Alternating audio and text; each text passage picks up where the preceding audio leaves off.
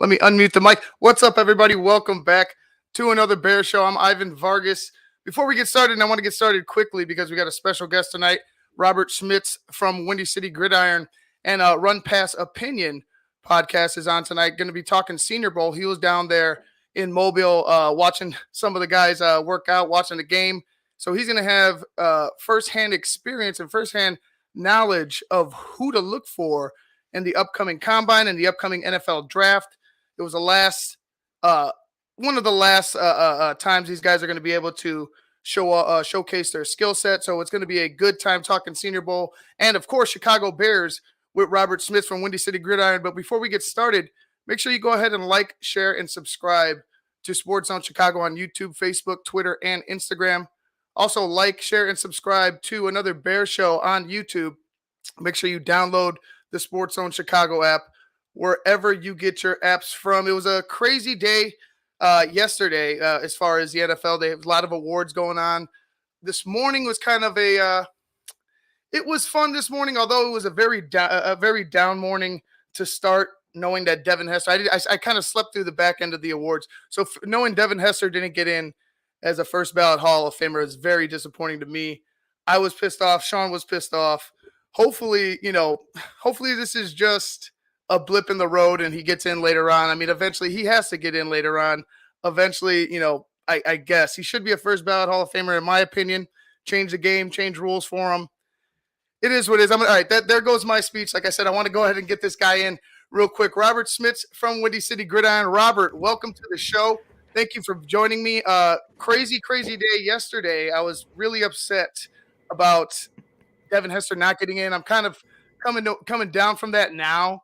You know what I'm talking about? But yeah, a guy that changes the game, and I hate to get started right now because I know we got Senior Bowl and Bears. No, are you kidding? I want to talk about Hall of Fame. Well, so awesome. Yeah, go ahead. What breaks my heart about the Devin Hester dialogue is that I'm still hung up on Charles Tillman, which is going to sound so silly, right? Because I think there are tons of Bears fans that would look back and say, are you kidding me? You're talking about Peanut? Like, don't you want to talk about Olin Kreutz? Don't you want to talk about Lance Briggs? Like, there are bigger name Bears that haven't made the Hall of Fame. And I'm with you. If you change the game of football, I think you're more worthy of the Hall of Fame than, say, the third best linebacker in, 1998 or something like that. And we still hear about the peanut punch in playoff games, in divisional games, in games that have absolutely nothing to do with Chicago. It's very clear that Tillman changed the way that cornerback is played. And no, he wasn't necessarily Darrelle Revis in terms of, let's call it lockdown ability. But did you know that Charles Tillman forced more takeaways than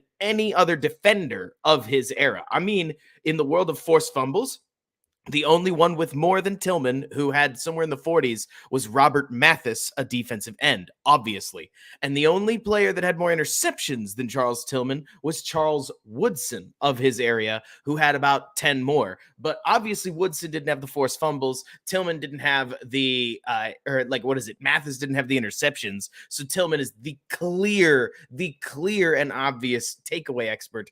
I know we're talking about Devin Hester. He'll be fine. I mean, we're talking about the most legendary returner ever, broke multiple records. Whether he's a first ballot or not, I think comes down to the fact that the way that the Hall of Fame voting is done is a little, let's just leave it at it's imperfect. But I am still going to be sitting here waiting around for the next, 17 years so that the senior committee can get Tillman in, and Hester's going to be well in before then. Yeah, and it was weird because, let's just start out with the Hall of Fame. It was weird because, like we talked about changing the game. Then you look at some of the guys that are on there. Richard Seymour. They were comparing Richard Seymour and Steve McMichael. And it's like, whoa, Richard Seymour, Steve McMichael have similar stats. Like, whoa, what's going on here? And it just baffles me how you don't. It's either they didn't appreciate this the position, or they don't appreciate special teams as a whole, as a unit. I mean, when a guy on special teams who we talked about it this morning, you were. Let's say for the Super Bowl, for instance, when somebody's punting, you're pretty much walking away. Let me go run to the bathroom real quick. Or if there's some specialty, you're pretty much back in the day before Devin Hester, you were running away from the special teams play. When he showed up, you couldn't move. It was must-see TV. Oh, yeah. And every single time he would touch the ball, you would think he would take it back. What other player on – and I know with special teams, it's not a sexy unit, but what other player made that difference in the team? What other player made the league change rules for them? So let me play. Are you comfortable with me playing the other argument? And remember, I love Devin Hester. No, I like these conflicting opinions. Totally. I enjoy that. I would tell you with a straight face that I think Devin Hester and Michael Jordan are similar in the sense of the legend of Devin Hester is part of the story. Like with Michael Jordan, what if he had gone to more titles? What if he'd lost some? I mean, kind of like LeBron has. Well, it ruins that mystique, that legend of 6 for 6, right? It ruins a lot of the allure of this. The story, honestly, for Jordan is amazing.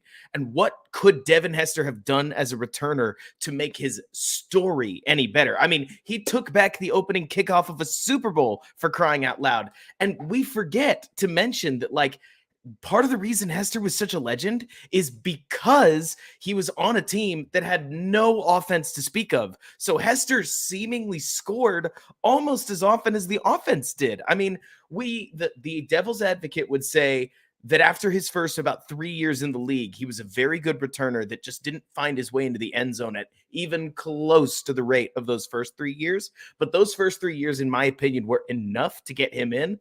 Now, like you mentioned, special teamers like Ray Guy are still on the outside looking in. I mean, it would, if anything, it would have been a true reversal of the way the Hall has tended to do things for Hester to be a first ballot Hall of Famer.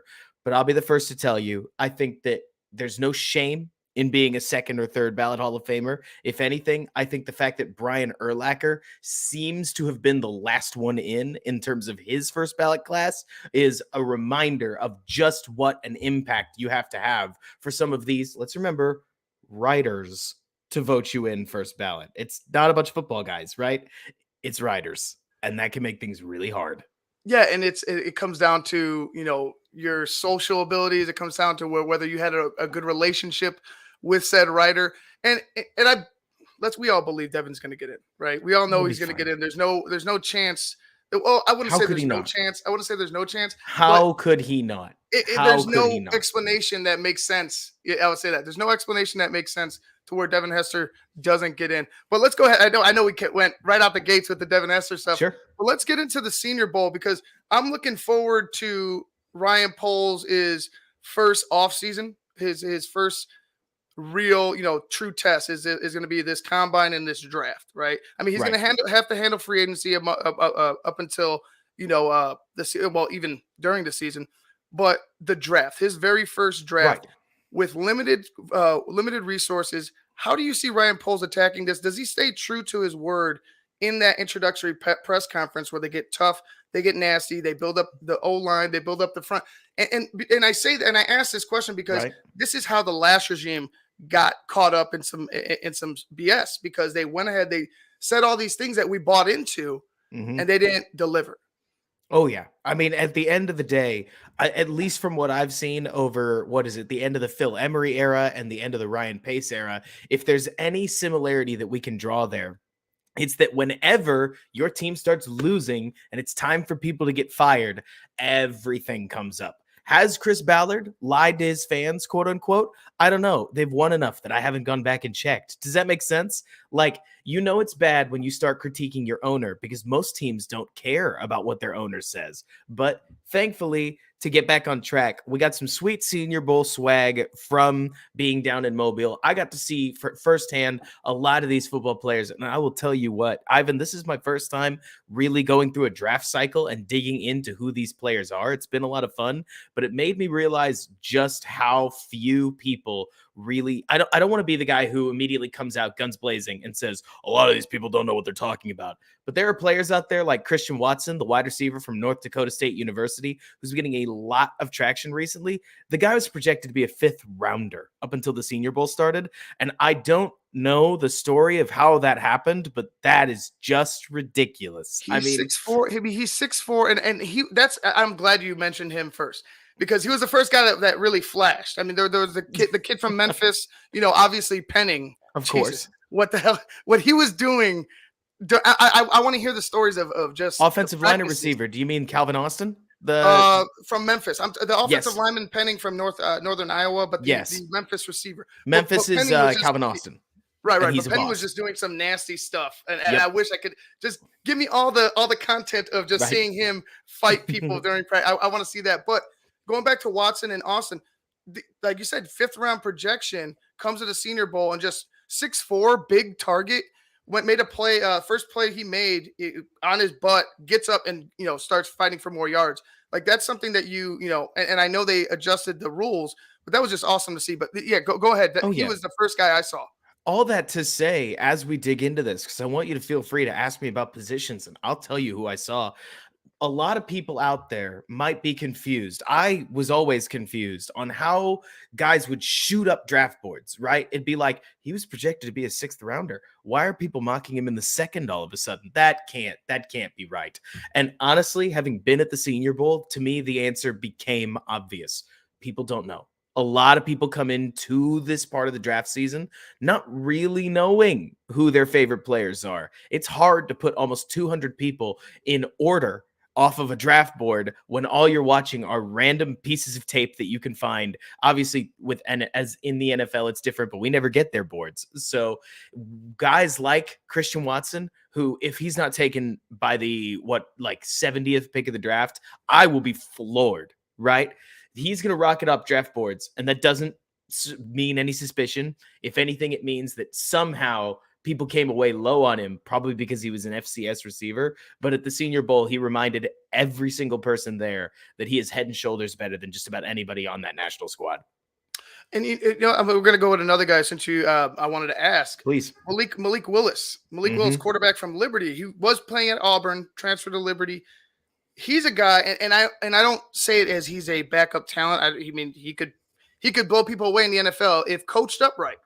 Right. But he's a guy that I'm like, man, he came out of nowhere. He has a similar skill set. Let's say he falls down, right? Let's say he falls, a significant, maybe 4th, 5th round. Do the Bears, right? And I don't think he will. But let's say something happens where he falls. Do the Bears take a run at him? And he has similar skill sets to Justin Fields. He can move, and it might not necessarily be him. But will the Bears take a guy like that? Would it be smart for them to take a guy like that because their backup situation isn't very good? So I remember this story, and maybe you've heard it before, where the Indianapolis Colts at one point got asked, a reporter specifically asked a member of the coaching staff, why in the world does Peyton Manning get all of the reps in practice? I mean, don't you want the backup to get some? And the coach basically turned to the reporter and said, look, if 18 goes down, we're effed. And we don't practice effed. So while I totally agree with you, their backup situation is not perfect with Nick Foles right behind him, and that's if he stays on the Bears. I don't know if you really can think about an alternate quarterback. You're talking to the wrong guy about Malik Willis because I think he's going to go top 10. I mean, I think Malik Willis. He was fantastic. I was just saying in my speaking, I'm like, if for some reason he falls and the Bears oh wow, somehow best projected player, we're talking about taking multiple tackles, and taking other linemen high. Absolutely. You might as well create competition. But Malik Willis played himself into that top tier.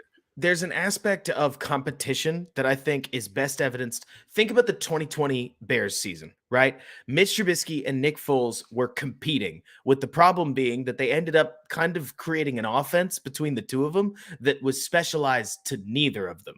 Competition at most positions, take left tackle, can be really good, but your quarterback is often so specialized that unless you are the rare team like the Ravens, where you find a backup that is kind of Lamar Jackson light, you end up within the frame of competition, I think anyways, just sort of making your offense a little bit too generic. Let's say I want the Bears to build around Justin Fields. Part of that's because I believe in Justin Fields, but I also think kind of handpicking your quarterback and saying, we're building the offense for that guy and we will figure it out later if he gets hurt. We're just going to hope he doesn't. I don't know. I think the Bears have too many holes, whether it's linebacker, whether it's second safety, whether it's the second cornerback or quarterback in general, whether it's their defensive line. That's just the defense. We haven't talked about their offensive tackle. They need a center, probably need a guard, whether it's in free agency or not. They need 5 wide receivers. That's not a typo. They have 1 under contract right now. And pretty much the only 2 positions I would say that they are well and set at are running back and tight end, because I don't think they're going to run a lot of 12. You know what I mean? Like they could use a lot more bodies in quarterback. But I'm also a huge Malik Willis fan because you watched the playoffs just like I did, Ivan. I mean, you need a superhero nowadays. If you draft Kenny Pickett to get Mac Jones's 11 wins and he gets annihilated in the playoffs, what have you accomplished? I mean, Aaron Rodgers won the MVP and couldn't score more than 13 points against the San Francisco 49ers. I'm not trying to dog on Rodgers. I like Rodgers a lot more than I should as a player. As a Bears fan, the player Aaron Rodgers has always he's been so fun to watch, even though he's usually killing us. But you love to hate him. Oh, yeah. All that to say that you've seen, like I have, you need a quarterback that can score a field goal in 13 seconds. You need a quarterback that can find a way to go sackless despite Chris Jones being draped around him 4 different times across a game. It's amazing what these guys have to do in the playoffs, but if you don't have your superhero, you need to find one. I think Malik Willis is the NFL's best shot at a superhero. He is a raw project.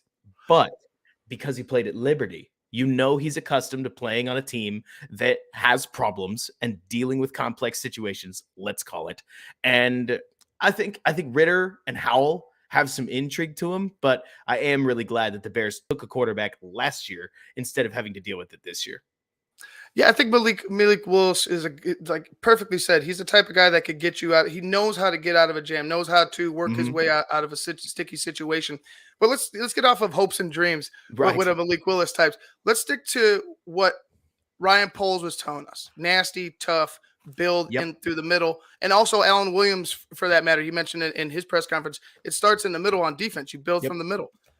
What did you see as far as O linemen? Who realistically, let's say, if the Bears do first, their second round pick or their third round pick on an offensive line, let's say one in that area, who do you think the Bears should target? Who impressed you enough to say, hey, man, I want to take him with, what was it, the 38th pick? Do they have 39th pick? 39th pick in the second round. So the first question is going to be, do they stick at 39? Right? Because this seems like as good a draft as any. As I've started watching these players, right? Not all of them. It's not like it's some draft where I'm going to sit here and tell you, oh, it's loaded with first-round talents. I mean, let's not get ahead of ourselves. It's more to say that you could build a real nucleus through this draft if you have more picks. They don't need to trade all of their picks, but say the Bears get an offer to move back to somewhere between 50 and 60 and pick up an extra third while they're doing it. That could be really valuable in a draft like this.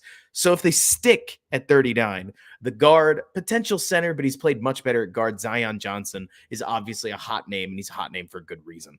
I like the offensive tackle. He wasn't at the Senior Bowl. His name's Tyler Smith.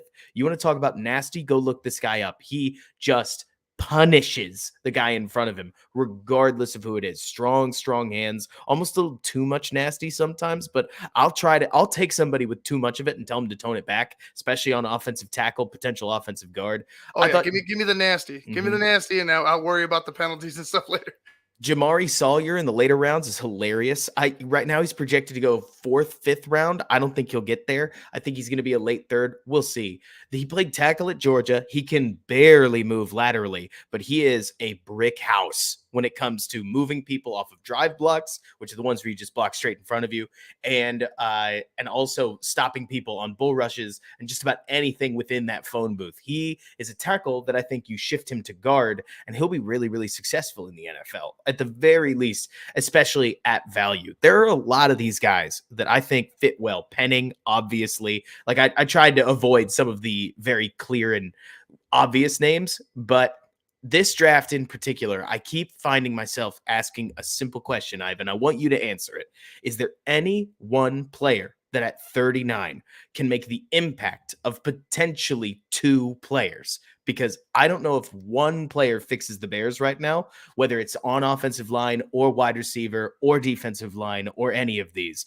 But you give me like 3 very good players instead of one potentially very, very good and one pretty good player that you get at 71, and I'd be ecstatic. I don't think there's any player in this draft that's just head and shoulders. I haven't seen him. I haven't watched it during the season.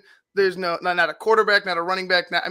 Defense and linemen are going to feast, but those aren't really sexy. Like even watching them, you have to kind of you have to even you could miss an offensive lineman and defensive lineman. That's why you find a lot of offensive linemen in the later rounds because it's like their potential probably wasn't there to start, but then they got coached up, they got taught up, they got stronger, and they made an impact. I just don't see it right there at 39. I think I'll just say this. I think what they have to do, what's necessary is just what you said. They have to find at least two contributors right away, right? Find one guy, whether they stay at 39 or not. That guy if you stay at 39, that guy has to contribute right away. I feel like if you're going to go ahead and stay there and be like, hey, we're going to stronghold this, that guy needs to be the guy that's going to be ready to go ahead and compete right away. And then you got to get lucky maybe in the later rounds of the draft. You got to get lucky and hope that maybe you get a cornerback that contributes. That could contributes right away. Starts is a special teams guy. Maybe you find a special teams guy that really contributes right away. I think that that is and like I said, you're absolutely correct. I just don't see that guy, and I would agree with you. Trading back, I want more draft capital. I even thinking about trading players. Right, you can listen to it. I mean, always listen to offers. I'm not saying to pull the trigger. I wouldn't be too upset at a defensive player going. You know what I'm saying? Just because you're talking about Justin Fields. One side's talking about Justin Fields building him up, and then the other side's talking about how aggressive this defense has to be. And it sounds like they're happy and content with the players they have on the roster right now, and they're going to go in there and try to compete with them. But it's like, well, if you're trying to build with Justin and you're trying to get younger, trying to get more ferocious, or up front, and you're trying to find more playmakers, it just makes sense to try to find a way to get more draft capital, whether that be trading a player or trading picks, what have you. The more draft capital for me, the better. I mean, for you, right? Like, let's say, let's ask you, if Ryan Poles does trade back, where does he start? Like, who's your? I know we're talking about offensive line. And I want to get into skills positions in a second. Who would you target? As of right now, before we get into wide receivers and running backs, who would you target right now if, let's say, they do trade back? Who's your first guy? Or whether they trade back or stay put, who's your first guy? So it depends to me. One thing that I want to just say that you couldn't have put it better, Ivan. I agree. You found something I haven't been able to put into words. I want the Bears to leave this draft with at least two guys that are ready to play and ready to contribute right away. They've only got 25 players on their roster, so this can't be that hard, whether they play because there's just nobody else or whether they play because they really are that good. But I think personally, if the Bears could secure a trade back, add an extra third, add an extra fourth, add some extra picks, you raise the chances of, instead of having to be perfect, right? Instead of having to go 2 for 2, you can go 2 for 3, because the pick I keep going back to, I think it's the best example we're going to get for the next 10 years, Ivan.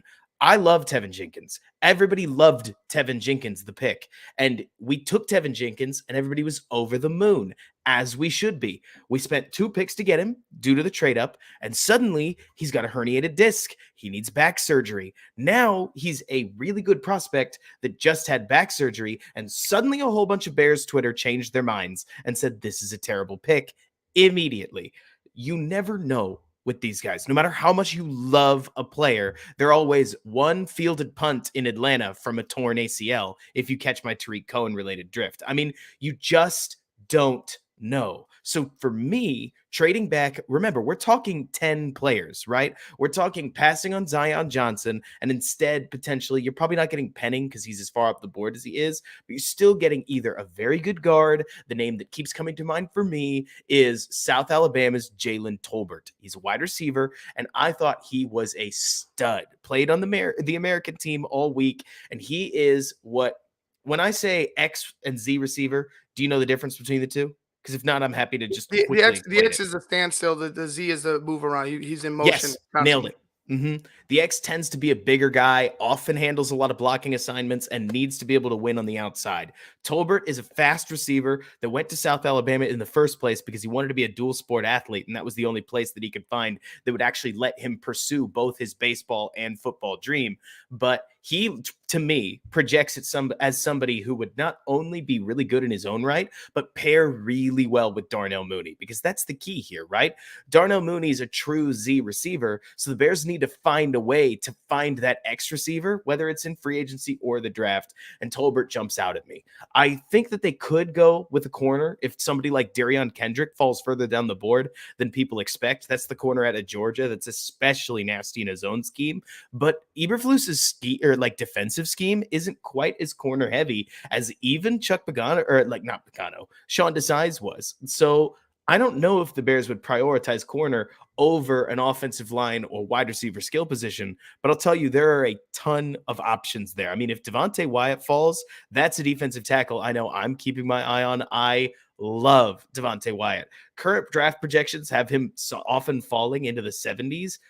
No. I mean, if that happens, I think the NFL's crazy. But he is somebody who would pick up right where Akeem Hicks left off, which is a crazy thing to say in Chicago. I know it is.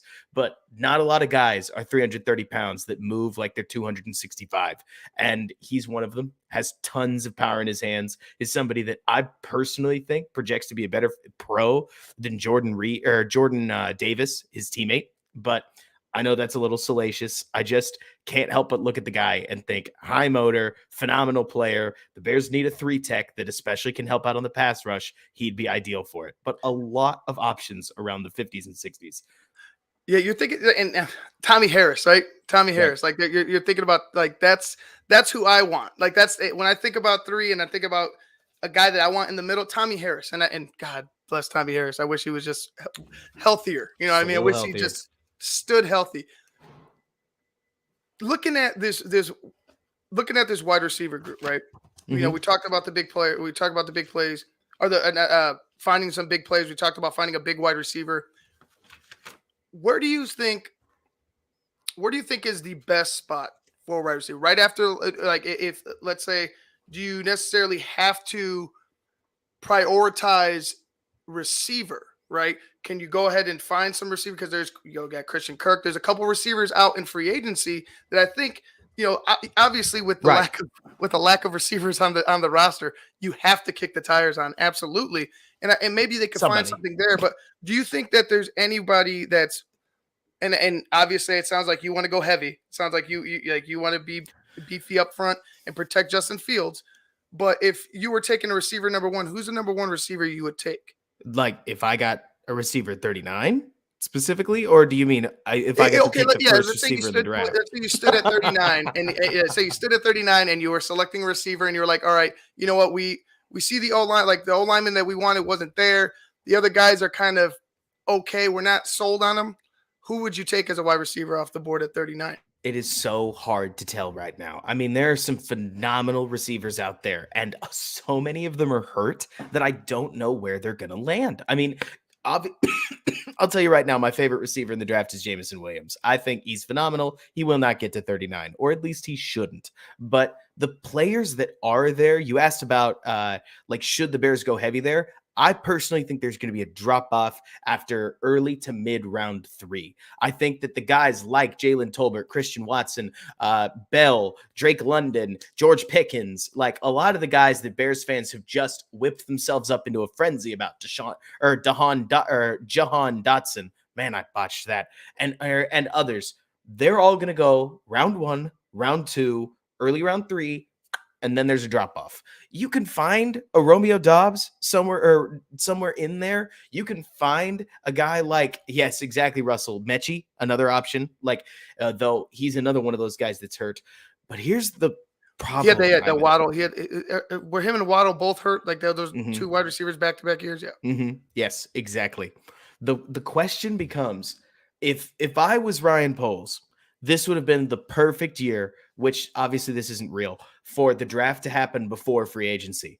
But it's not. I'm not even thinking about centers right now, personally, because I assume the Bears are going to sign one. I mean, whether it's the guy from, whether it's that backup or not the backup, I think there's somebody that came off the Titans. There's another guy off the Rams. And then obviously his name escapes me, the one from Tampa Bay. Ryan everybody Jensen? wants. Yes, Jensen. Thank you so much. So many names are just floating Yeah, around. is We've it seen them Jensen or I before. think it's Jensen, not I think Jansen. it's Jensen. Yeah. But so I assume the Bears are going to pay relatively large money for a center that's going to come in, be a veteran presence with a relatively young offensive line. I don't know what the Bears think of Larry Borum right now. I mean, if you asked me right now, you put the metaphor, or you just made me write it down, right? I would tell you that Larry Borum at this point is a really solid swing tackle option in terms of his youth, but it's really hard to gauge what he looks like as a starter right now.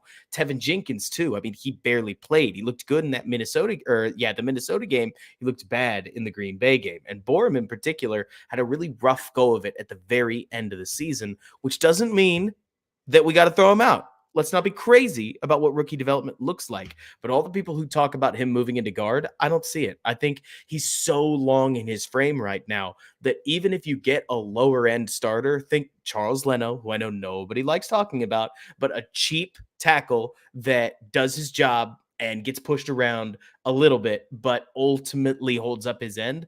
That could be what the Bears look at. I don't know, man. It's whether if they invest big money in Gallup, they're probably not looking at a guy like Jalen Tolbert, right? If they invest big money in Mike Williams, they're probably not trying to find Drake London specifically in the draft. But also, if they re-sign James Daniels, grab Brian Jensen, and also add a tackle in free agency, I don't think they're going to be looking at Zion Johnson. So there's a certain element of draft talk that's like, let's wait till March and we'll know a lot more about what the Bears are actually looking for. Hard to tell right now. You know what I mean? Yeah, definitely. And it's funny that you mentioned Mike Williams. I was looking at Mike Williams last week, and I'm like, Mike Williams, a guy that, in San Diego, what he could go up and get it. Like, he touchdown machine, he'd go up and get it, but he wasn't like for a while there in San Diego, I felt like he wasn't finding it. He was he ever going to figure it out? Were they ever going to start connecting? And they obviously were. We have I forget the quarterback's name, Justin Herbert. They're at quarterback now. I like a guy like Mike Williams intrigues me just because maybe you save some money with him. You know what I mean? Maybe you save some money. But Michael Gallup, I really, really like. I think Michael Gallup will benefit from getting away from Dallas, getting away from Big D, the spotlight, the pressure, all that. He's only coming to the third biggest media market in the world. It's not that big a deal. It's much smaller and quieter here. But where the Bears are, it's kind of funny. You're absolutely right, but it's kind of funny because I feel like where the Bears are, it's almost like a hiding place. You know what I mean? It's like you could go ahead and hide and define yourself here because of the turnover, because of the youth, because of where they are as an organization, because of the the coaching staff and what they're preaching. But yeah, like you said, it's whatever they do in free agency will dictate it, and I'm eager to see it. You're obviously eager to see it. Oh yeah. Let's go to the defensive side before we go ahead and switch over to just strictly Bears talk. Sure. We talked about the three technique. We talked about the three technique. We talked about cornerback. Who are you putting next? First of all, where are you putting Roquan? Second, who are you putting next to Roquan? That's kind of where I'm at right now. Like, what are you going to do with Roquan? And then after that, how are you going to get the secondary tougher? So maybe I'm not evaluating them well, but I'm not near as high on a lot of this linebacker class as a lot of other people I've seen. Now, there's a chance that people could get better at it. And by people, I mean the prospects, because obviously they come out of college where covering guys is a little bit less important. It's not to say that running backs aren't running routes and so on and so forth in college. It's more to say that in college, you have to play that run support role a lot more often when you're somebody like Chad Muma on Wyoming than you do in the pros, where oftentimes you'll have defensive linemen, like somebody just mentioned, Eddie Goldman in the comments, like guys like him, that their whole job is to control the offensive line and just leave it there so that the linebackers don't have to. If it's me, Roquan's going to play in that Darius Leonard spot. It's the turnover machine spot, but he needs a dude next to him. I think that guy's coming in free agency too. I think this is a hard draft to just pull a linebacker out and say, found it, Roquan. We found your guy. And it's going to be much more realistic that the Bears pull somebody, whether it's from Indianapolis, whether it's from an Indianapolis-like system. I haven't taken a great look at the linebackers, so I wish I had a name for you.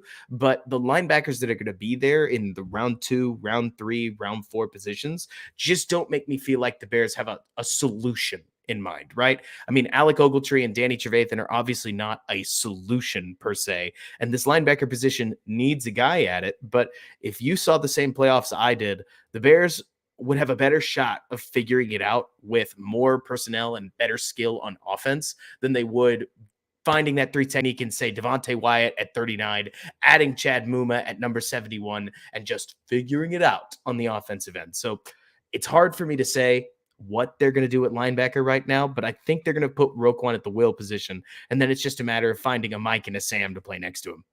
His speed changes everything. Like his speed, we talk about his aggression, and you could be aggressive, but the speed, we had the benefit of watching Urlacher, and then Briggs as well. Briggs had speed on him too. Oh, yeah. But we had the benefit of watching those two guys. But watching Roquan, the way the heat-seeking missile that he is, the way he hunts, it's impressive. And I just I hope they do him right, and it's not all Roquan. You know what I'm saying? Like where it's like, oh, we never really find somebody to help you out. Let's go ahead and do that. I mean, right? I hope not. Well, the funny part about Roquan is I don't think Pro Bowl awards are always fair, right? I mean, let's think back to, gosh, it was years ago. Am I thinking of like 2010, something like that? Jay Cutler threw a guy named DeAndre Hall 4 interceptions and basically got him into the Pro Bowl just with that game alone. I mean, you need the stupid volume counting stats to get these awards. And I would swear to you up and down, Ivan, that Roquan was that interception for a touchdown away, like the one in the Saints game in overtime. I'm sure we all remember it. If he catches that ball and runs it back, I bet you he's second team All-Pro and a Pro Bowler immediately. Just that one play. And so this Eberflus defense, which helps that linebacker in particular generate takeaways, does the arm length that Roquan has, because he's 23rd percentile, whereas Leonard was obviously like almost 100th percentile. He's like upper 90s. Is that the difference in takeaways with Roquan's speed and his sense for coverage? I don't think so. So if he can pick up, say, 4 to 6 takeaways across the year, I think he'll get all the awards that Bears fans have been pining for him to, because as silly as it sounds, that dumb stuff like statistics and numbers when it comes to defensive takeaways matters a lot more than tackles nowadays, Oh, definitely. And you know what? Imagine I got to get a count on the half tackles. You know what I'm saying? I got to get a count on the half tackles, because then you're going to be like, because he's everywhere. He's constantly at the ball. He's everywhere. And the stat, you got to get those stats to really show what you've done. But we see it week in and week out with Roquan Smith. He's everywhere, and he deserves some credit, some way, somehow. Next year, I hope he gets his just due. I hope All so. right, let's go ahead and start talking about strictly these Bears and what's been going on since year's end. We'll get past the interview that we got past that. We found our coach. Matt Eberflus is our coach. Ryan Poles is our GM.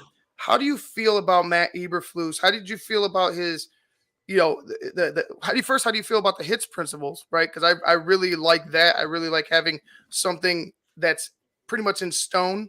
You know what I'm saying? I like having something in stone, although I'm afraid people are taking it as BU.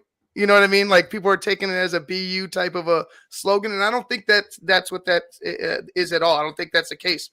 Tell me about Matt Eberflus, how he's been building his coaching staff, this similarity, this understanding of each other, this camaraderie that they've had put together. And it's kind of impressive because everybody in this coaching staff seems to know one another or have worked with one another. How do you feel about what they've done so far? So look, first thing I want to address is hits principle and the way Eberflus spoke in his presser. Look, me personally, I believe that if somehow I bound you up, Ivan, right, and I stuck you in a basement and I blindfolded you and I played 10 different coaching press conferences back to back, you might think that they were all the same presser by the end of it, because hits principle sounded an awful lot like BU, sounded an awful lot like anything that any other coach has just about ever said. I like the hits principle in theory. I'm glad it works. But I mean, my middle school football coach said the same thing. My high school lacrosse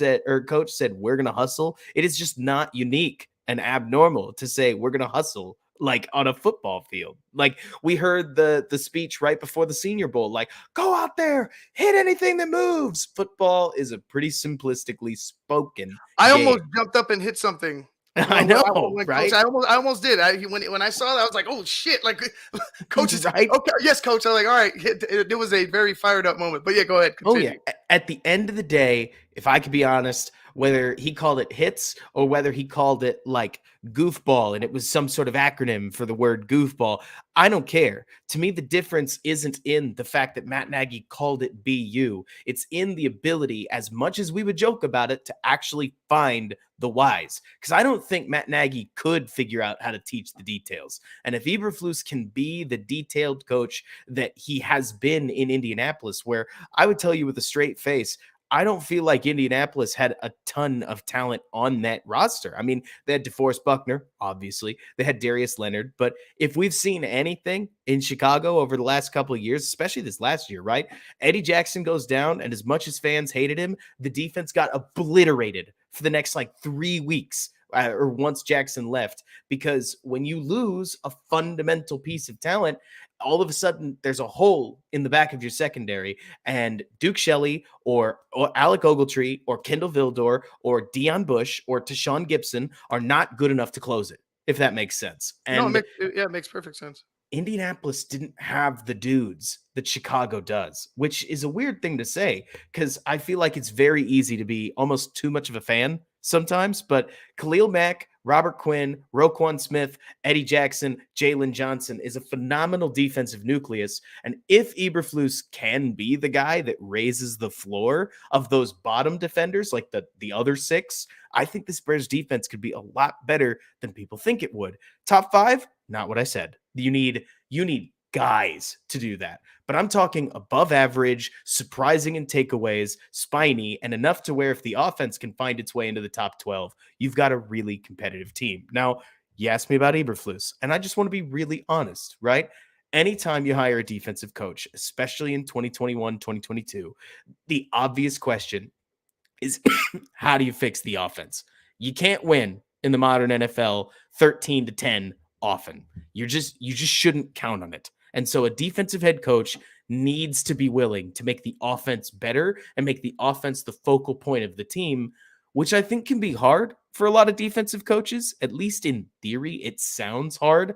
But at the same time, I mean, that offensive coaching, like, what is it? The offensive coaches that get hired start to get so, dare I say, underqualified that when you're hiring the Packers quarterback coach to be your head coach and the Rams offensive coordinator and somebody else that Sean McVay knows and so on and so forth, like it's great and maybe it'll work. But Brian Dabble was probably my number one. I had Byron Leftwich, who didn't even end up getting hired, as my number two, with Eberflus after that on account of just how detail-oriented he is. So am I like, over the moon? I mean, I'm happier than otherwise because I feel like it was hard to get worse than where things were from a Nagy era. But Luke Getsy has a lot to live up to, and it's a very young staff. So hopefully they get it right, you know? No, definitely. And I like it, like you said, it's coach talk. I mean, he's obviously trying to fire everybody up, and quite honestly, I don't know if it was the right time. Like you said, it wasn't bad, it wasn't good. I was just like, all right, coach, good. Like if this Sure. is what you stand by that and get these guys to execute your principles. I'm call it whatever you want, like you Right. mentioned. Just make sure that they execute. Just make sure that they buy in. I want to play a clip. It's about 2 minutes long, Let's but do it. It's Alan Williams, our defensive coordinator. I believe he was asked by Brad Biggs how these guys are going to how he's going to get these guys to buy in, or when is the buy-in to the system or to the idea of what they're doing on defense going to happen. And here's Coach Williams' response. Next question, Brad Biggs. Hey, Coach, Brad Biggs with the Chicago Tribune. I'm curious, how long, in your opinion, will it take to convert to the scheme and get it working at a high level? And then I was also wondering if you could talk about the significance of the three technique position for what you guys are going to require? You know what? I can't answer how long it will take. I do know this, that some people say, well, 4-3, 3-4. When you have good players are good players no matter what scheme they're in. And we have good players. And how long does it take for them to, you said, I think, be a good defense, and a good defense that you can recognize the things that we talk about? I'm not sure about that. I'm not going to put a timetable on that, or a stopwatch on that, or a calendar on that. That's going to happen when it happens. It's going to be, the buy-in that we talked about. It's going to be the players that we acquire. There's some factors in there that I'm not sure how long it will take. If you're talking about our 3 technique, we want that guy to be athletic. We want that guy to be instinctive. We want that guy to be able to stay on his feet. When he gets a one-on-one, we want that guy to be able to beat his one-on-ones. And really, the things that I'm talking about, you can probably say that about everybody on our defense, about those things. We want that guy to play with relentless effort. We want that guy to be smart. So that guy is one of the staples of the defense, because one of the things I do believe is that good defense is built through the middle. And so that's the middle part of our defense. So that guy's going to be a tremendous part of the success of Chicago Bears football, and specifically Chicago Bears defensive football.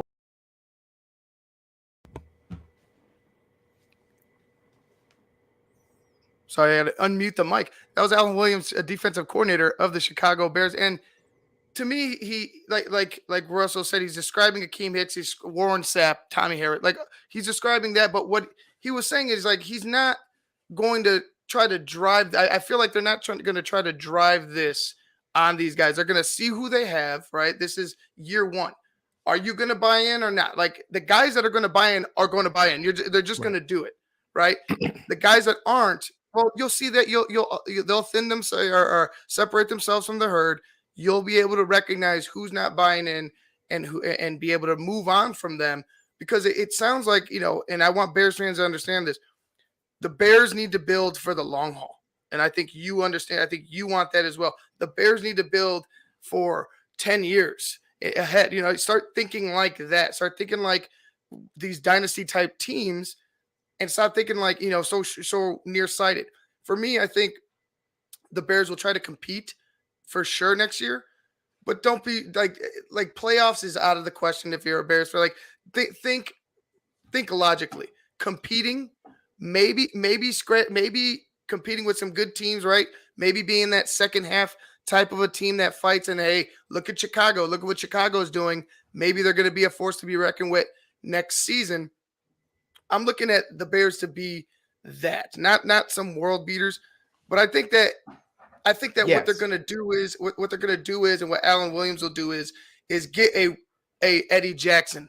If you're not going to buy in Eddie, something's going to, like, you might get cut if you don't get Travis Gibson. Just naming the guys. If you don't get them to buy in, I think they'll move on from Mario Edwards rather than later, right? Mm-hmm. Mario Edwards is a name that comes up there if you want to talk about effort. I think Eddie Jackson gets way too much heat for the way that he plays, the way that he runs, and the way that he has operated as a safety. I am as close to the president of the Eddie Jackson fan club as you're going to find, because I think the more of all 22 you watch, this is where we combat, Robert. Because okay. I've been very critical of Eddie, I think it's easy to be. Eddie's talent is above and beyond, right? You can see his talent, but there's a lot to be critical. Go ahead. I don't want to interrupt. I would tell you with a straight face that I think there's nothing harder than grading an elite safety, because most people would look for takeaways. They want to see plays on the ball. They want to see all the stuff that, if you are a sane quarterback playing the 2021 Chicago Bears, why would you throw it 4 Are you kidding me? So all of a sudden, Eddie Jackson, just for the last year or so at the very least, has been playing this cleanup tackler role that is much more Adrian Amos than it ever was like Eddie Jackson. And he's being criticized for missing tackles, which he has, despite having a surprisingly efficient tackler season last year by the back, or like especially from weeks 5 on. But the point is, I would never tell you that was his game. His game is denying Darren Waller the ball, and the Bears didn't let Darren Waller touch the ball. I think they held him to roughly 55 inconsequential yards in a win over Las Vegas. Eddie Jackson is the guy who sits over the top of Devontae Adams, and when Devontae Adams was being bracketed by Eddie, he didn't get thrown at, and they instead checked the ball down to Aaron Jones, who broke a tackle onto Sean Gibson and waltzed his way to the end zone. You got to remember that when the Bears played the Tampa Bay Buccaneers, Eddie Jackson had 2 pass deflections, and they didn't record a catch against him, and every single other Bear got a touchdown scored against him. I'm talking Jalen Johnson, who had a 60-yarder drift over his shoulder, Kindle Vildor, who obviously got toasted. Like, I could name the whole Bears defense if you want. You don't have to, because it's just hearing their name, it scares me every single time. Seeing Vildor get burnt down the 100%. So if Eddie does have a problem with Matt Eberflus, I'll be right there with everybody else saying ship him out. And I know there's this huge joke right now talking about how Eddie's going to get all these loafs, and I think you guys might end up being surprised, because Eddie Jackson is one of the best cover 2 safeties, I think, in football. I think it was Tyrann Mathieu, when asked, like, which safety stands out to you, he was like, Eddie Jackson's the best cover 4 safety in the game right now, which that was completely unprompted. Well, I like in terms of Jackson. They asked about a safety. Jackson's the name that came up. The problem is right now is that if you aren't Minkah Fitzpatrick, like if you're not in a system that is feeding guys to you, you will either look like Jamal Adams out there, who is obviously struggling for obvious reasons, or you just won't get thrown at. I mean, there's a specific game I remember. In case you guys want to see what I'm talking about, go watch the 2019 first Bears-Vikings meeting, and you're going to see at least 6 plays where Kirk Cousins looks in Eddie's direction, sees Eddie's there, and goes somewhere else with the ball. Like, quarterbacks started to treat Eddie, I wouldn't say like he was Ed Reed. Let's not put that level of praise. In fact, I would say that marketing might have made things worse for Eddie Jackson, the safety. But think about it. In 2018, there was no good place to put the football. You either had to throw at Kyle Fuller in the prime of his game. You had to throw at Bryce Callahan, one of the best nickels in football. You had to throw at a surprisingly good and underrated corner in Prince Amukamura. You had to throw at Adrian Amos, who tended to be in the right position, despite what we thought of him at the time. Or you had to throw at Eddie Jackson. You built this coverage net that didn't give quarterbacks any room to breathe or any place to put the football. And that's where Eddie's shown. After that, Amukamura got cut. After that, the Bears lost Bryce Callahan. You started picking up these players where, whether it was Buster Screen, who's a name that makes Bears fans shudder, or whoever else came along, even as Kyle Fuller started to give up 10 to 12-yard cushions. I'm sure you remember this, Ivan, in the middle of this rant. People could just put the football wherever they wanted it to be. And Eddie Jackson doing this thing where he lines up in the slot and basically plays nickel corner, can I be the first to tell you, I think that's stupid. That's where I draw the line. I don't know who in the coaching room is deciding that Eddie needs to be a man defender, because sure, surprising enough, he made tackles, which was and my biggest issue, and I could understand, and I understand. I want to say I understand what you're saying. Right. My biggest issue with Eddie is the mental aspect, and just I mean, honestly, I don't need you to blow anybody up. But when somebody's in the open field and you're the guy, you're the safety. And I get you're the ball hawking safety. I get you could take the ball back for 6. But when we need you to do something, when we need you to be a football player, sometimes it's like, oh, look at that. And it's probably a lot more blown up because a lot of them were on like national television. You know, you had you had the Rams game. Then, you know, at the end of the year, you know, George mentioned you had the Vikings game. Bad. Yeah, it was horrible. So the last one that he had with Justin Jefferson, I mean, you think about it from the football perspective, right? He rides this guy down the field, and 99 out of 100 plays, the play is over. So he looks over his shoulder. He doesn't see the ball. He rides Justin Jefferson, who literally comes to a standstill. And then he looks back for the ball, and the ball goes over his head and ends up in Jefferson's hands. I'm not excusing it. It's a bad play. I agree. I'm still shocked Cousins threw the ball. Like, there's late, there's really late, and then there's when Cousins threw it, which like the receiver treated it like it was an after play ball, which does that make Eddie amazing? No, he's a safety. He's not a corner, right? His ideal goal is to be in position and honestly denies throws before they ever show up, which is part of why, Ivan, I don't blame any Bears fan that doesn't like him. Any of you listening, I don't blame you because all you see on the broadcast are any bad play. And if he makes a play, you won't see it because the quarterback either took a sack and they show the replay of a 4.5-second sack, which you've seen plenty of them. And they go, what an amazing sack. And it's like, man, he had all day. He got to deploy 3 pass rush moves and finally got home. Exactly. Or it's Jamar Chase cutting in the middle of the Bengals game and Eddie Jackson annihilating Kindle Vildor because the receiver just jumped left out of absolutely nowhere. And everybody goes, are you kidding me? And I don't blame a soul. You know what I mean? No, I get it. And it's because Eddie, the way I see Eddie, I see Eddie as criticism is justified, right? Criticism, I feel, is justified. To call him an absolute, just like you're absolute garbage is not justified. Right. Eddie needs to hold himself accountable. I feel like. Right. Eddie needs to, his mind, his whatever pregame warm up, whatever he has to do. Eddie needs to focus on football, and I think Matt Eberflus and this principle can help that. I think he can be better than he was for sure for the past 2 years. Will he get back to 18? I mean, never. Can the team ever get back to 18? I doubt that. So to ask that of him, I would say that's too much to ask of him. But giving more of an effort, bettering yourself. Eddie Jackson, if Eddie Jackson was the first to buy in to Alan Williams and Matt Eberflus's defense, that would be something to look forward to. That would be something to hang your hat on and say, hey, look out for Eddie Jackson to make a jump and show us that talent that we know he has.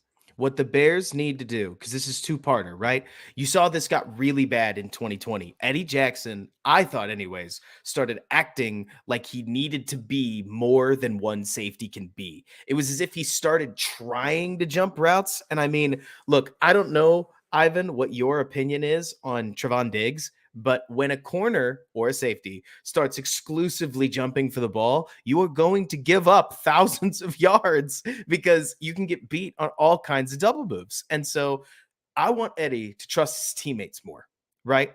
I think that when you trust your teammates and you trust the defensive system around you, you play your game, you let the game come to you, and you do what makes you special, right? I think everybody would agree. Now, that's a two-parter because if you're trying to ask Eddie Jackson to trust Duke Shelley or Kindle Vildor, come on. You know what I mean? No, absolutely. And competition is a problem as well. You know what I'm saying? It's a huge issue because, like you had mentioned, Eddie goes down, and we're looking to for the third, fourth. We're looking for anybody to go ahead and try just play the spot, just to play the spot. So creating competition, I think, around that position, right? Making sure Eddie understands that you got to compete. Getting, maybe boot to the butt, in a sense, not saying that you got to overcoach him or mother F him, behind closed doors. Exactly. But getting him to understand, getting Eddie to buy in. If Eddie buys in, that leader, then he could definitely revitalize what he had in 18, 19, that don't throw to Eddie because Eddie's going to make a play. Right. That type of mentality, that type of player that he was. I think you could get that with this coaching staff. Oh, yeah. And my favorite part about this coaching staff is that if you think about 2020, right? Look, this is simultaneously my one shining ray of hope and also my way to explain how I feel about a bunch of names that you don't really know, right? But the 2020 Chicago Bears had John DeFilippo as their quarterback's coach, who's obviously a legend from his time with the Eagles. They had Sean Desai, the basically chosen son. This is 2021, not 2020. The chosen son of Vic Fangio. They had Bill Lazor, who's fine, and we all get that. But they had Clancy Barone, who's basically been a Pro Bowl tight end factory, and a whole bunch of other names, whether it was Harry Hiestand, who spent time with the Bears as a legendary offensive line coach. They consistently had these names that were incredibly attractive coaches. But if you look back, I don't know if they spoke the same coaching language. Look, this is entirely speculation on my part, right? But Matt Nagy came from pretty much exclusively the Reed tree. And John DeFilippo and the Philadelphia offense probably worked a little bit differently and talked about the game a little bit differently. And Bill Lazor, who spent tons of time in Cincinnati, probably talked about the game a little bit differently. And Mark Helfrich, who was at Oregon, for crying out loud, talked about the game a little bit differently. And this would be like, Ivan, if you brought a bunch of guys together and one of them was speaking in a British accent, one of them speaking in Spanish, but technically knows English, one of them is speaking Portuguese, another speaking standard American English, and a whole bunch of other, you get it, like regional differences, that things can get just lost in translation, right? This Colts, or this, well, now it's the Bears. You can already figure out where I'm going. The Bears basically picked up the whole Colts defensive staff and brought it to Chicago, and they're all speaking the same language, and they have been for years at this point. That's really exciting when you think about bringing the bottom up. With the Bears, they're right now, their offense, they're obviously going to be trying to take a whole bunch of guys that basically have no experience at all, which can be really scary, and hope that they cook something up. But on the defensive end, they are taking what they did and they are going to do it again. And if they change what they're doing, if Matt Eberflus says, okay, so we are going to make these changes so that we can feature Roquan Smith a little bit better. Okay, so we've got defensive end talent now. We're going to try to change the defense a little bit so that Quinn and Mack can be a little bit more of a feature piece instead of the run stuffer that we had in Indianapolis, because we just didn't have the guys. If Eberflus says that, Williams knows how to tell the rest of his staff, who all know how to hear it from him. I think that's really exciting. You know what I mean? No, to have everybody on the same page, it's critical. Like Ryan Poles mentioned in the locker room being the most important thing, having that camaraderie, having the locker room be solid, being the most important thing. And you said it, the voice. It's multiple voices, but it's really just one. It's really just one because of the years together, the understanding of each other, the understanding of the defense. It seems like I when Alan Williams was hired, I was just like, oh, that's kind of perfect. It just fits perfect. Like, you have a guy. First of all, I like that he was a safeties coach, because that's something where, like we just talked about Eddie Jackson. And then on top of that, I like the fact that, you talked about it, that one voice type of approach. We all know what's going on. We all know how to work this defense. Let's go ahead as a unit and just work each individual unit. Alan Williams also talked about just 1% better, 1% better, 1% better, chipping away at what you need to do to build up to be the team that you want to be. I want to switch to the offense. Mm-hmm. I got a clip here from Luke Getsy talking about how we're all speculating about what are they going to do. We obviously they need a receiver. How are they going to run the offense? Are they going to be Shanahan? Are they going to be a Frankenstein type of offense? What are they going to do? And it seems like Luke Getsy has his own plan for it. It seems like it's going to be an original type of an offense. It's going to be something that's, I guess, original, but not so original. In a sense. Let's listen to what Luke has to say. Adam Hogue. Hey, Luke. Can you give us an idea of how important the play calling aspect of this move in your career was? And if you don't mind, can you kind of run through what your play calling experience is, whether I think that would have been at the college level, but can you just kind of give us an idea of that? Yeah, I mean, I'm assuming you're talking about, furthering your career, what play calling would do. Is that what you're alluding to right there? Yeah, and just the opportunity to, obviously you were working under an offensive coordinator and Matt LaFleur in Green Bay, and now you're got a defensive head coach here, and this offense is sure. You're looking at, yeah. Yeah, no, thanks, Adam. No, listen, the passion that I have for this game and the passion to take the reins was something that is just, it's deep inside me. I think, playing the quarterback position growing up and having that, being, the leader of the offense, playing it through college and then getting a couple opportunities, like you said, in the college level to take the reins of an offense and be the play caller. All of that stuff is just in me. It's what I love. It's the passion. And these last couple of years, Matt's been great. Coach LaFleur has been great in giving us opportunities to do that in the preseason. And so, like, those are just things once you touch it, man, you're just like, this is the passion that I have.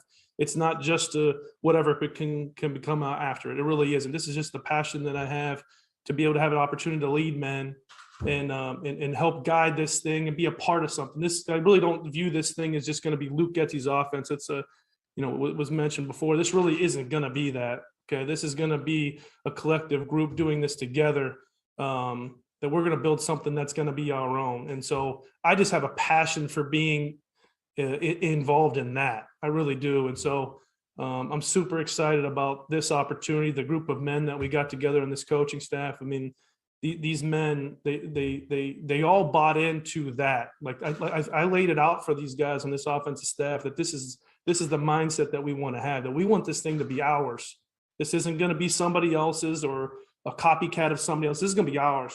Like, we all have our experiences and we're going to put them together and we're going to build this thing together.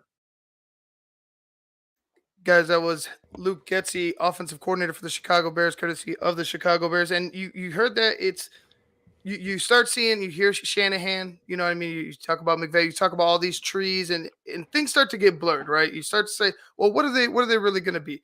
I honestly think, when he says it's going to be their own, I mean, maybe it's your own, maybe they start with your own, but I think you need to, it's a real possibility that you're going to see that Shanahan type of offense. Not maybe necessarily exactly San Francisco, but maybe some of what they did in Green Bay, maybe some of what they're doing in San Francisco as far as a run game. I feel like with the running backs, you could do multiple things. You could go under center and have David Montgomery back there. You could be in shotgun and have Khalil Herbert back there, and I think you'll be okay.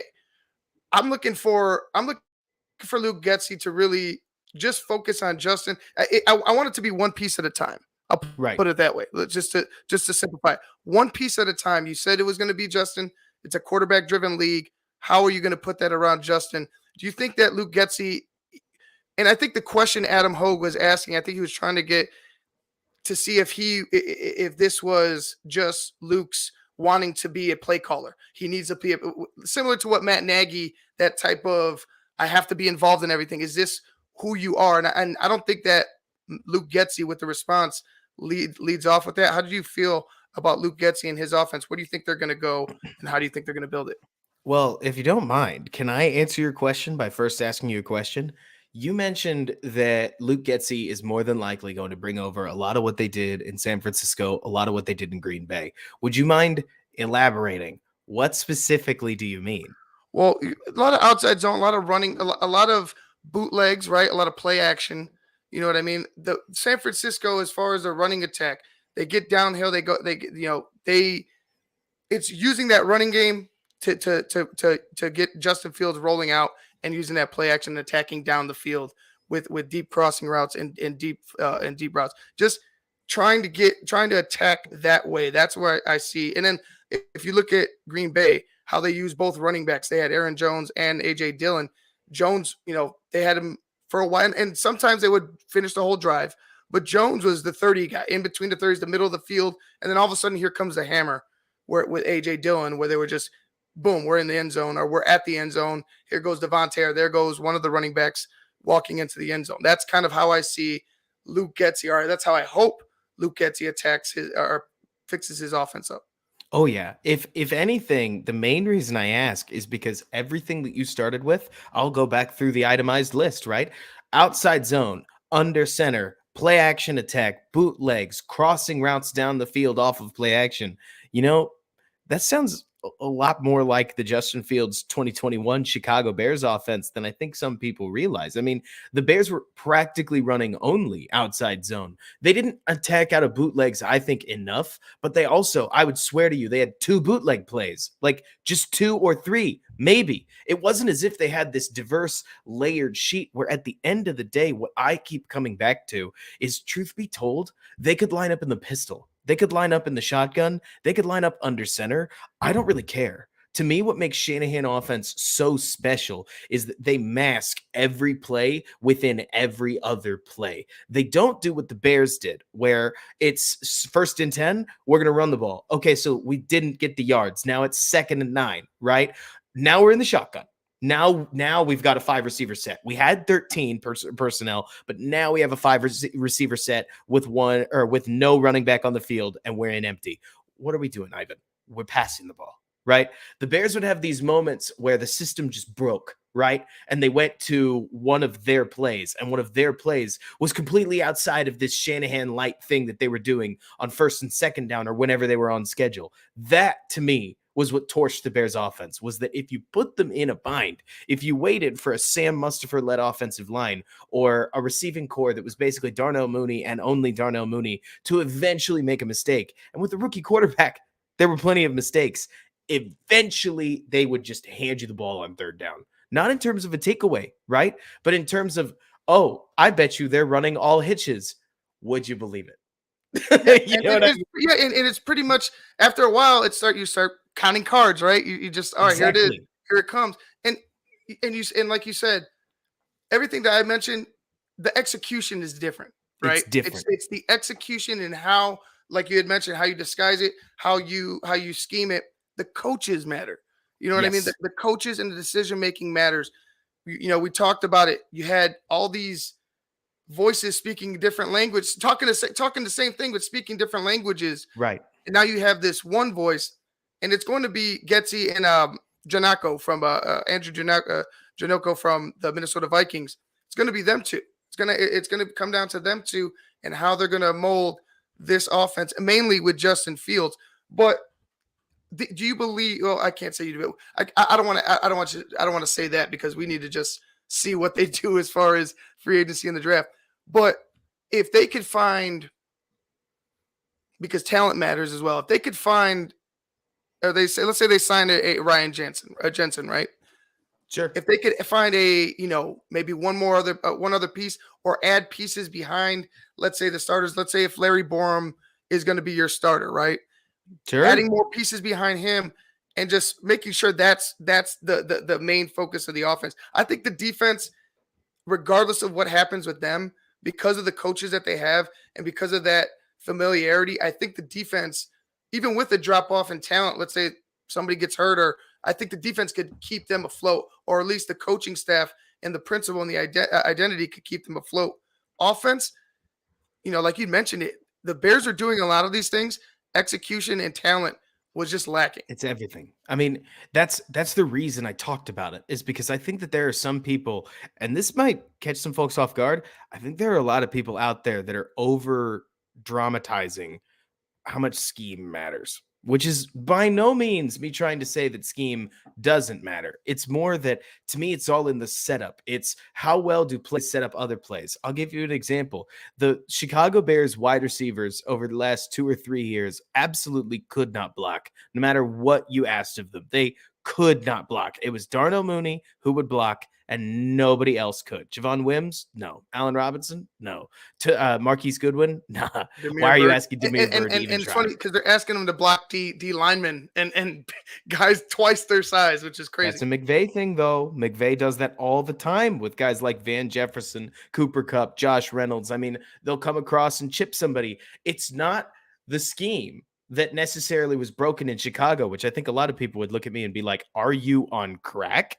And I would look back and say, toss crack should not be a loss of 3 yards every time you call it. Like, you can say throw the playbook out if your team can't execute it, but the execution will hopefully not will be, but in the Nagy era, it was always, if not a problem, the problem, because you can't run outside the tackles if your wide receivers can't hold an edge at all. I mean, like, we could name a whole bunch of little things, but it was like, oh, we've got a quarterback in Justin Fields that's exceptional throwing downfield. Let's surround him in an offense that almost exclusively throws the ball short.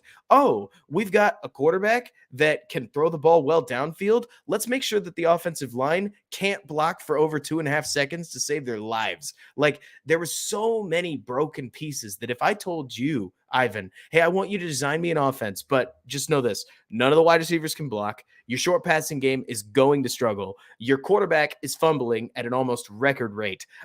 You've got one wide receiver that's trying, another one that thinks he's trying, that's Goodwin, and pretty much nobody else. And a tight end that can catch the ball when he's absolutely wide open, but he might not be the best separator in the world. Also, 2 good running backs. Go. You're not going to get a good offense out of that. Like, the Bears need to, whether it's better talent or better coaching, probably both, raise what their guys can do. Because in Shanahan's system, even Nick Mullins, a bunch of backups, and a backup offensive line could run a gap scheme well and catch the opposing defense off guard. With the Bears right now, even their best plays failed on 3rd and 1 to the point where it just became embarrassing. Like, yes, we could clown on the fact that they took more penalties out of timeouts than they did advance the ball. Like, we could clown on all sorts of coaching things, but to me, on offense, it is absolutely staggering how often the Bears couldn't even do the basic high school stuff right. And whatever offense Getsy brings in, at the end of the day, if Matt Eberflus is detail-oriented, let's get everything we do right attitude permeates through the whole football team. You mentioned that we got to stop thinking about the Bears making the playoffs. You're right, but this NFC is wide open. I mean, like, it's, what is it? The Packers, if they get Aaron Rodgers back. It's the 49ers. Maybe it's the Cowboys, though they're impossible to really get a read on the year to year. And then who? The Vikings? Are we scared of, like, what other NFC teams are you looking at and you're like, whoa, that freaks me out? I mean, the Bears could be a surprise. They don't need to be a super playoff team, right? Because that's not what I'm saying. But if they're as competitive as you want them to be, if everything goes right for them, they could surprise people. And obviously that all hinges on Justin Fields throwing like 30 touchdowns next year. But that's the step people want to see from him. Like, those are the stakes. You know what I mean? Yeah, no, absolutely. And I would be, and tell me if I'm wrong, I would be happy if this regime, if the Bears were, let's say, the same record this time next year, or just a game above, right? You missed the playoffs, but your identity has been established. Your defense is your defensive effort has been, has taken a jump. Your offensive effort and your offensive execution has taken a jump. You more than just flashes from Justin Fields. Now you see sustained success throughout drives. I mean, drive after drive, continuously stringing drives together from Justin Fields, and you don't make the playoffs, and let's say your same record, or maybe one, or let's give or take one or two wins. I'm happy with that. You'll live with it. I'm happy with that. I could work with that. Mm-hmm. But like you said, when you don't have the execution and effort, like I felt like the Bears had, that's what they were lacking last regime. You get Matt Nagy. You know what I mean? Like, you could get that with any type of offense. You know what I'm saying? I felt like the Bears had enough talent to where you could win that 49er game. You could win that Pittsburgh game. You know what I mean? You could beat the Vikings at the end of the year. And now we're looking at 3 extra wins on your record. I would tell you with a straight face, I think that the Bears got lucky that the bottom fell out of their defense, because I think that they might keep Nagy and Ryan Pace if they had just won a few more games. Like the nightmare schedule that they had. Like, if Pittsburgh doesn't the defense completely blows the game. If in San Francisco, the defense doesn't completely blow the game. If the offense, that first Minnesota game, Kirk Cousins had 88 passing yards. If they find 20 points in the dumpster, they win that game. And suddenly we're talking about an 8-9 Bears team that George McCaskey says, oh, well, the 17th game really could have gone either way. They were almost there. They were in the playoff hunt the whole time. Let's renew these guys. Thank God. I mean, what I think is always hard to remember, Ivan, I'm struggling to balance this too, is football is a quick turnaround sport. The Seahawks went from bad to 2 Super Bowls. The Herbert-led Chargers went from, I didn't realize this quarterback was going to be this good, to literally come on. Game 17, tie game, going into overtime, all the way at the end of overtime. It is literally the latest is the latest any team has found out they weren't going to the playoffs in football history at this point. And so I can't help but look at this team and think, obviously, like you said, keep your expectations tempered. But at the same time, Ivan, I want to be brave enough to say that the Bears are expecting a good step forward from Justin Fields. And if they spend on the offensive line, if they add some talent at wide receiver, and we get, prayers up for an average wide receiver room, right? I am not about to try to tell you that the Bears are going to be amazing, right? I am going to say that if they could score some decent points, defense is blessed in Chicago. It took Mel Tucker running Lovie Smith's scheme as defense aged out to have one of the worst defenses Chicago's ever seen. But other than that, it is almost hard to field a bad defense statistically in Chicago. Even Sean Desai with, 2 good coverage players and 5, not just below average, but bad players in coverage, still put together a defense that was by and large pretty average. I mean, I don't want to sell too much hope. That's not the point of this. But teams like the Lions, I think, might have a tougher road to contention than a team like the Bears, who just doesn't have anybody on their roster. So the door's wide open. Like, the Bears don't really have a ton of bad contracts now that Quinn sort of righted the ship. They have a bunch of expensive guys, but a lot of them are good defenders, you know? They have, I think really the worst contract on their roster, the one I'll ask you about, do you have faith in Cody Whitehair to bounce back, or are you kind of waiting around? You know what? I've mentioned Cody Whitehair a few times, and there's times where you just look at Cody and loafs. We'll start with the loafs. Loafing, loafing is an issue with Cody Whitehair. Can he bounce back with the proper center next to him, with not him at center, with the proper center next to him, whether that be if you go ahead and re-sign James Daniels, kick him over and sign a guard, or whether you go ahead and assign that center to solidify the middle, preferably Ryan Jensen, because he was giving snaps to Tom Brady for the past 2 years. So I would like that kind of connection. But Cody Whitehair is a guy that he has all the talent in the world. I just think that he's just like James Daniels, hasn't been put in the proper position, right? Has been kind of moved around, has been used wherever they need you because he's a football player and wants to and will do it. But finding a solidified position and then putting someone next to him that knows what the hell they're doing. You know what I mean? Sam Mustipher, at best, a backup in a pinch. You know what I mean? A backup in a pinch. And even if he doesn't get better, then even worse than that, then he'll find himself out of the league. I just think that a Cody Whitehair will step up with somebody better next to him. Right. I think, by the way, if I could just diatribe a little bit on Mustipher, there's no player that I think personally was was a less fun player to cover in 2020 because the signs were there. It's not like a Chicken Little, and God knows this isn't an I told you so, but nobody wants to hear that the young UDFA center looks bad. You know what I mean? Nobody wants to hear, holy moly, Mustipher got blown behind the pocket. Like, he got walked from there to way back there because it's like, leave the kid alone. He's just a UDFA doing his best.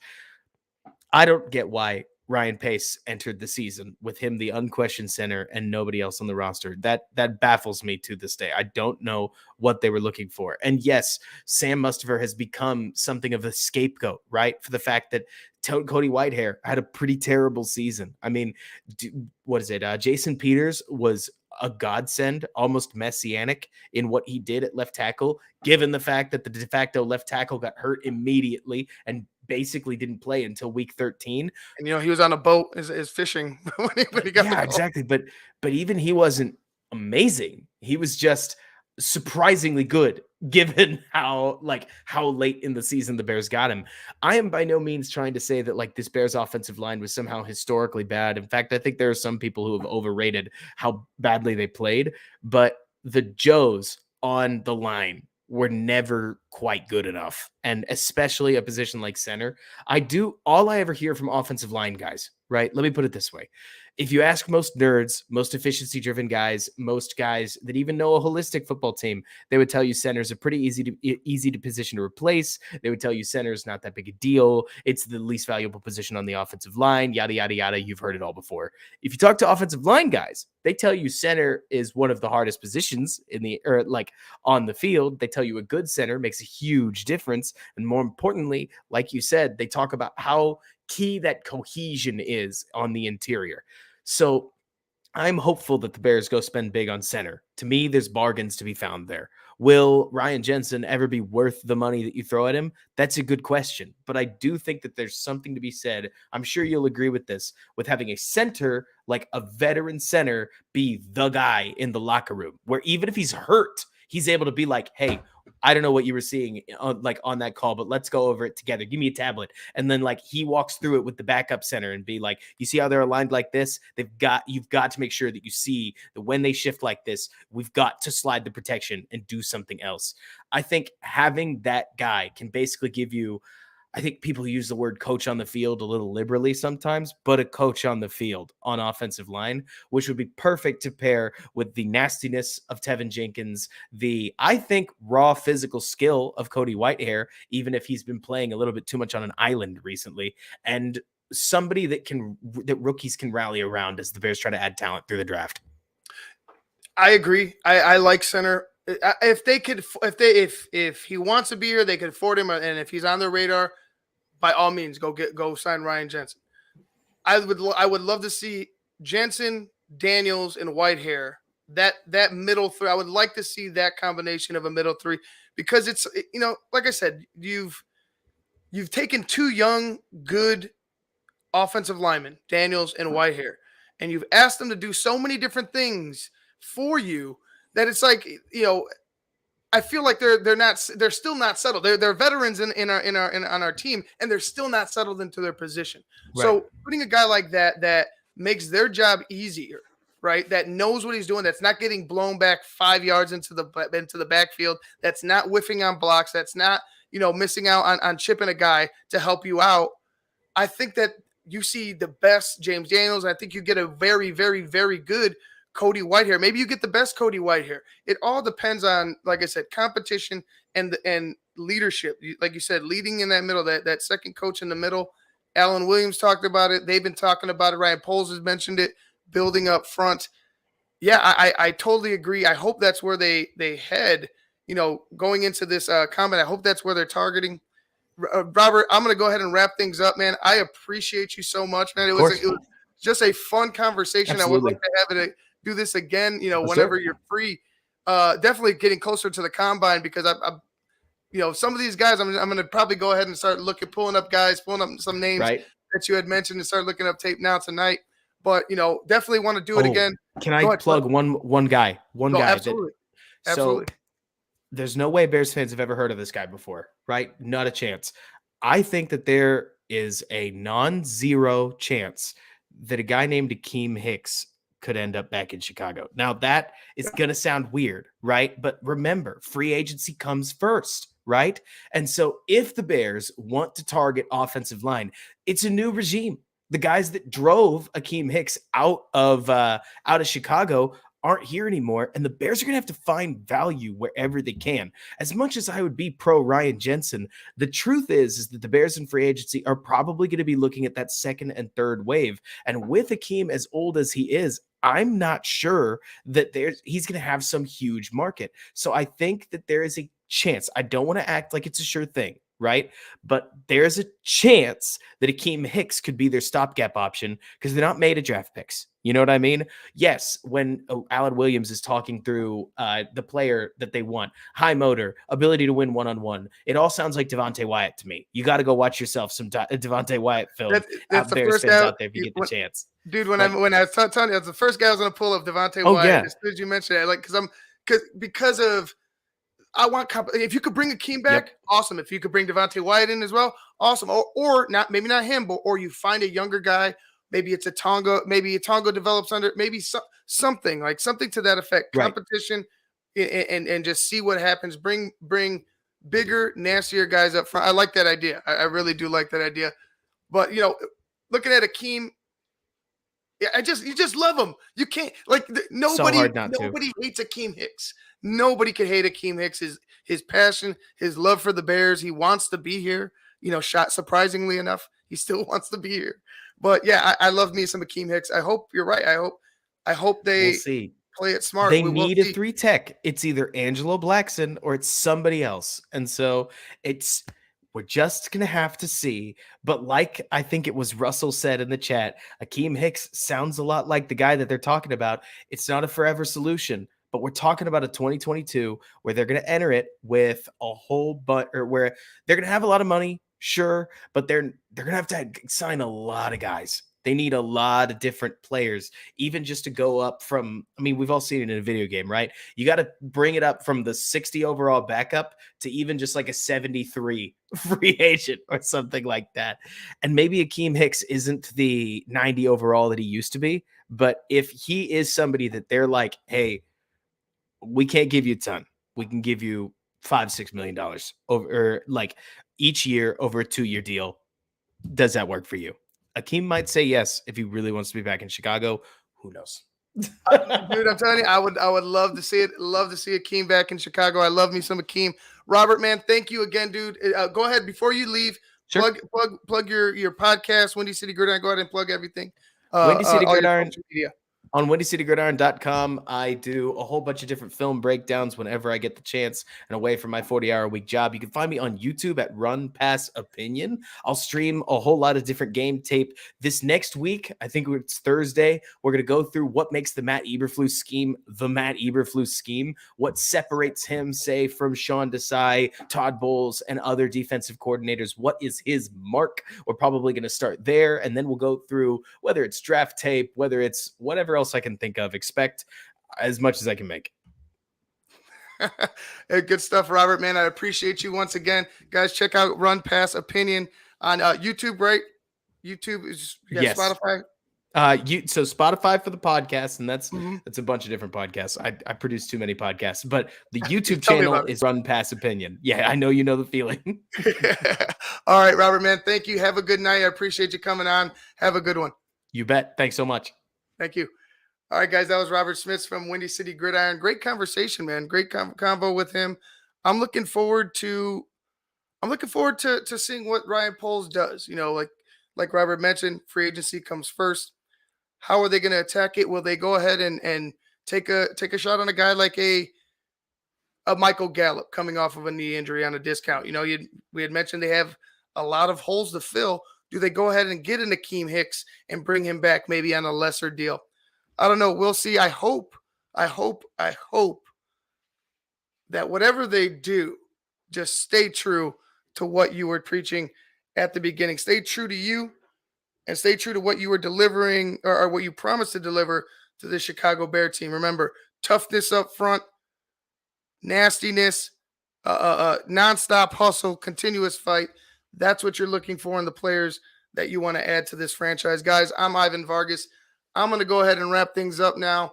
Make sure you like, share, and subscribe to SportsZone Chicago on YouTube, Facebook, Twitter, and Instagram. Make sure you like, share, and subscribe to Another Bear Show on YouTube. And also make sure you go ahead and download the SportsZone Chicago app wherever you get your apps from. It was a great show with Robert Schmitz, man. It was good talking with him. Senior Bowl, I'm going to go ahead and look at a couple of guys that Robert had mentioned. I'm going to go ahead and continue to look at some free agents. Just continuing to get the wheels turning and trying to figure out what approach Ryan Poles is going to take in his first offseason as Chicago Bears GM. All right, guys. Coach Dre, see you later, man. Have a good night. Russell, Jabari, Armando. Who else is up in here? Alex, y'all have a good night. Everybody watching, have a good night. For Robert Schmitz, I'm Ivan Vargas, man. Peace.